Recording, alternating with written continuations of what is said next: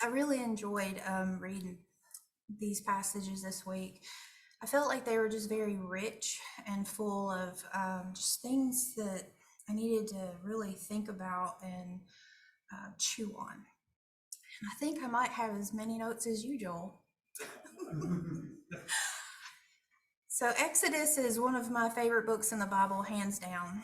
I like it because it's straightforward. It's exactly what God expects from us. There's no gray lines, nothing vague where we're expected to fill in the blanks. Just straight up, this is what God wants. This is not the end. But tonight I want to focus on Matthew 19. This chapter is also pretty straightforward. It isn't necessarily an easy or a comfortable passage, but it is simple. And so Kevin talked about the rich young ruler asking Yeshua, what can he do to get into the kingdom of heaven? He says he already follows all the commands. He hasn't murdered anybody. He hasn't committed adultery. He doesn't steal. He doesn't give false testimony. He honors his father and mother. What else can I do? And he says, sell everything you have, give to the poor, and follow me. That's pretty simple. Now, this wasn't an odd request, as other in Greek culture, teachers and other Jewish teachers of the time would require that you gave up everything that you had to follow them and learn from them.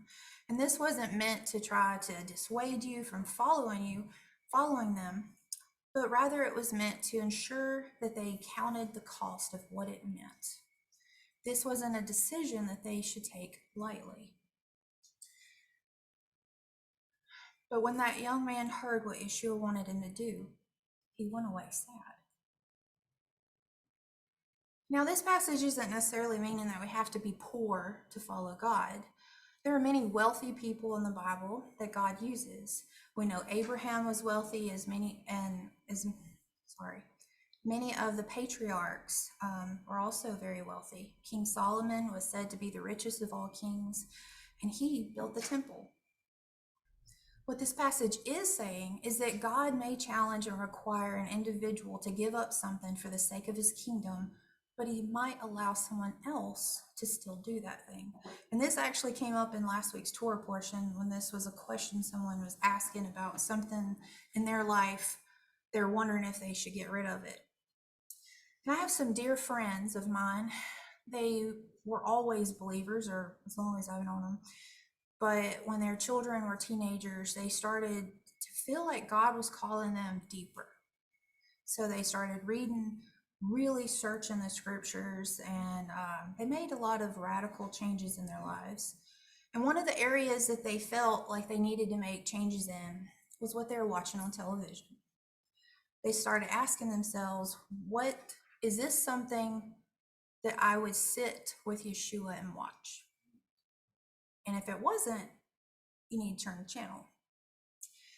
And so it was very quickly after that, they said their kids came and said, Mom, we just need to get rid of that TV because there's nothing on there that's good. I'm starting to feel the same way. It's harder and harder to find good things to watch. And while there are many shows and movies that contain things in them that no believer should ever watch, there's not a Bible verse that says TV shows and movies are a sin. But my friends felt very strongly convicted that they needed to just get rid of their TV completely. And I say, good for them.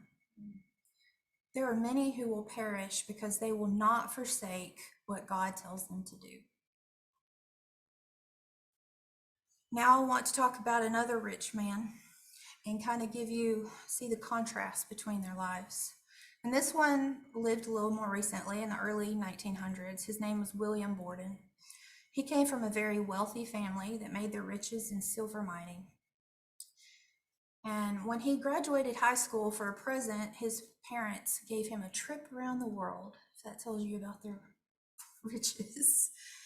He was already a believer before he went on this trip, but when he traveled through Asia and Middle East and Europe, he started feeling a burden for the world's hurting people. And he wrote home telling them that he was renouncing his fortune and he wanted to give his life for the mission field. He wrote 2 words in the back of his Bible: no reserves. During his first semester at Yale, when he started college, he started a movement that would transform campus life. He started with one friend, reading the Bible, praying together.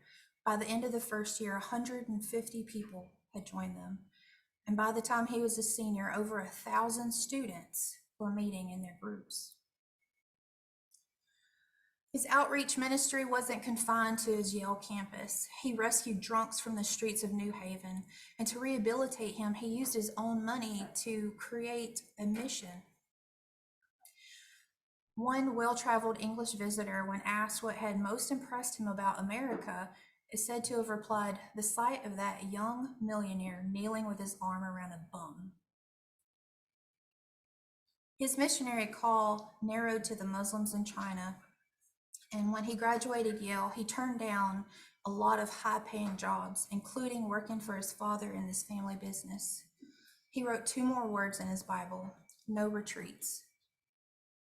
William Borden went on to attend seminary school, and when he finished his studies, he sailed for China. But because he was hoping to work with Muslims, he stopped first in Egypt so he could study Arabic. And while there, he contracted meningitis, and a month later, he died. The news of his death sent a wave of sorrow around the world. He not only gave away his wealth, but himself in a way so joyous and natural that it seemed a privilege rather than a sacrifice. Prior to his death, he wrote 2 more words in his Bible. Underneath the words "no reserves" and "no retreats," he had written "no regrets." The young ruler and William Borden had a lot in common. They were both rich, and they had a certain amount of authority and influence. But the difference between them is that the young ruler valued his belongings and his money more than he valued the Son of God. Revelation chapter 3 says that "I know your deeds, that you are neither cold nor hot. I wish you were either one or the other. So because you are lukewarm, neither hot nor cold, I'm going to spit you out of my mouth." Now, if any of you drink coffee like I do in the mornings, you hate walking away and coming back and it's now cold and it's disgusting. But we as people can become lukewarm, just like that cup of coffee. Life gets in the way. We stop making time for prayer. We stop reading our Bibles. We stop coming to Bible study and congregation. And we stop making an effort to grow spiritually. Fortunately, like most people can put their coffee in the microwave and get it hot again, we can become warm and on fire for Yeshua again. Going all in might not be easy, but it is worth it. Colossians chapter 3 tells us to set our hearts on things above. When our focus is on Yeshua, we don't have to be afraid of what we are losing or leaving behind. What we gain from a relationship with him is so much better. It is our choice to get down off the fence and choose how we want to spend our lives. Reading these verses had me asking myself, am I holding anything back? Have I been lukewarm? These are questions you should ask yourself as well. We should say no to self and yes to Yeshua every time. No reserves, no retreats, no regrets. That is my prayer for all of us today. Shalom.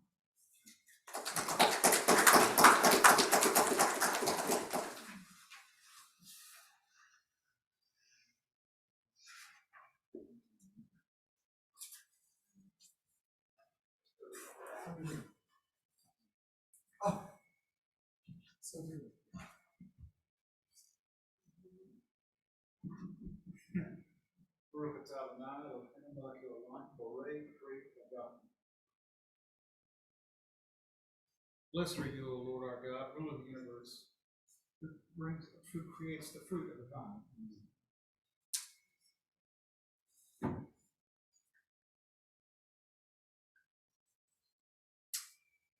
Baruch atah Adonai, Eloheinu melech haolam, hamotzi lechem min haaretz. Blessed are you, ruler of the universe, who brings forth bread from out of the earth.